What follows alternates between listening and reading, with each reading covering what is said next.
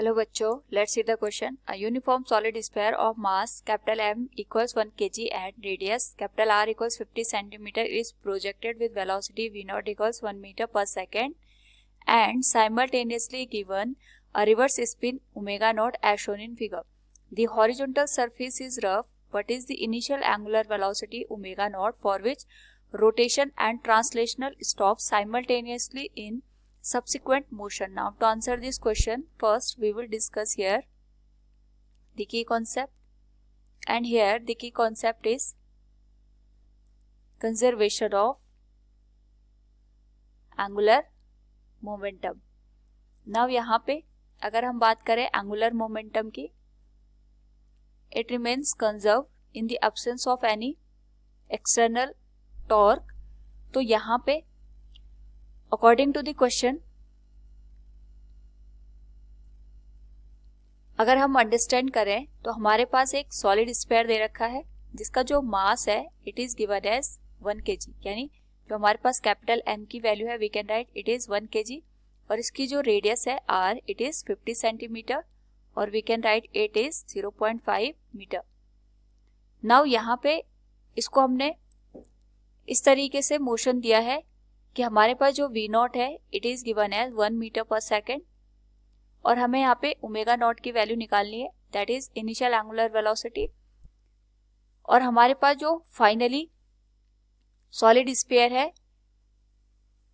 It comes into the rest, यानी इसका जो एंगुलर रोटेशन है और साथ साथ में जो ट्रांसलेशनल मोशन है वो जीरो हो जाता है. नाउ इस केस में अगर हम बात करें तो हमारे पास जो सरफेस दे रखी है इट इज रफ. तो यहाँ पे अगर हम इस पॉइंट को कंसिडर करें at the point of the contact, इसके करस्पॉन्डिंग यहाँ पे क्योंकि जो मोशन हो रहा है it is in this direction v0, तो इसके करस्पॉन्डिंग हम यहाँ पे अज्यूम करते हैं कि जो हमारे पास फ्रिक्शनल फोर्स है ये अपोजिट डायरेक्शन में एक्ट करेगा. और यहाँ पे अगर हम इस पॉइंट के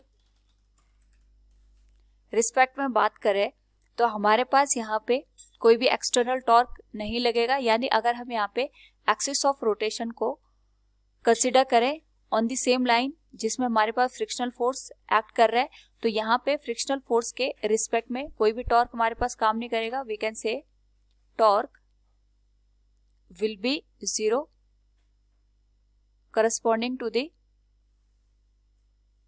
लाइन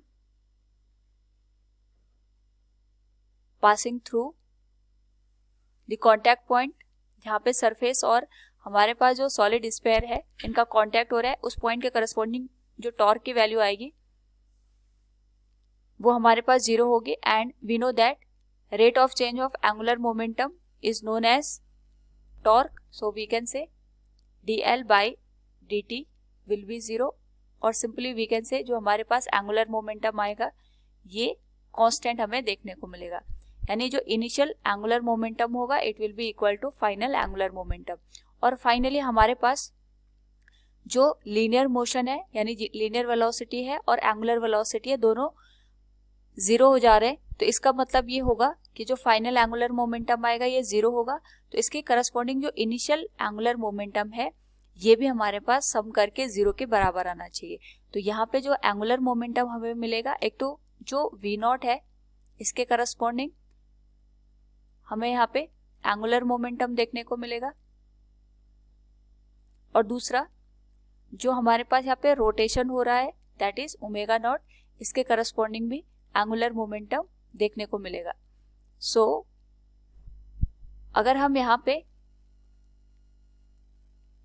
mv के करस्पॉन्डिंग यानी जो हमारे पास v0 है v0 के करस्पॉन्डिंग एंगुलर मोमेंटम को कंसिडर करें तो ये हमारे पास एक्सिस ऑफ रोटेशन है, इसके करस्पॉन्डिंग परपेंडिकुलर डिस्टेंस ये आगे हमारे पास. तो जो परपेंडिकुलर डिस्टेंस है वी कैन से यहाँ पे it will be given as r cross p plus i into omega naught, इन दोनों का सम करके जीरो आना चाहिए. तो यहाँ पे हम डायरेक्शन भी अज्यूम करेंगे, so we can say r cross p की जो डायरेक्शन आएगी इट विल बी जो r है it is in upward direction, ये एक्सिस ऑफ रोटेशन के करस्पॉन्डिंग अगर हम ले तो ये जे कैप के बराबर आएगा, और जो हमारे पास लीनियर मोमेंटम है ये एक्स एक्सिस के करस्पॉन्डिंग हमें देखने को मिलेगा. So we can say it will be given as r की वैल्यू होगी रेडियस के बराबर, that is given as 0.5 into m into v naught, और जो इसकी डायरेक्शन निकल के आएगी it will be given as j cross i cap. साथ में जो हमारे पास i ओमेगा नॉट है, अगर हम इसकी डायरेक्शन देखें तो ये हमारे पास यहाँ पे एंटी क्लॉकवाइज डायरेक्शन में मूव कर रहा है. तो अगर हम यहाँ पे राइट हैंड थंब रूल का यूज करें तो जो एंगुलर मोमेंटम है इसकी डायरेक्शन हमें आउटवर्ड देखने को मिलेगी, यानी it will B into the i into omega not into k cap direction में देखने को मिलेगा. इनका सम करके 0 के बराबर आना चाहिए. So we can say it will be 0.5. Mass की वैल्यू m हमारे पास 1 kg दे रखा है और v nought it is 1 metre पर सेकेंड. j क्रॉस i हमारे पास यहाँ पे माइनस ऑफ k कैप हो जाएगा plus i into omega nought will be equal to 0.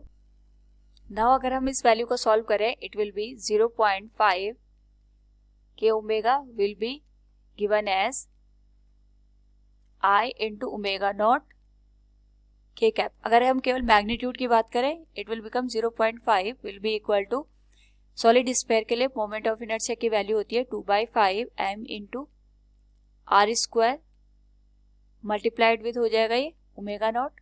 So we can write 0.5 will be given as 2/5 multiplied with 1, जो radius है ये हो जाएगी 0.5 का square multiplied with omega not.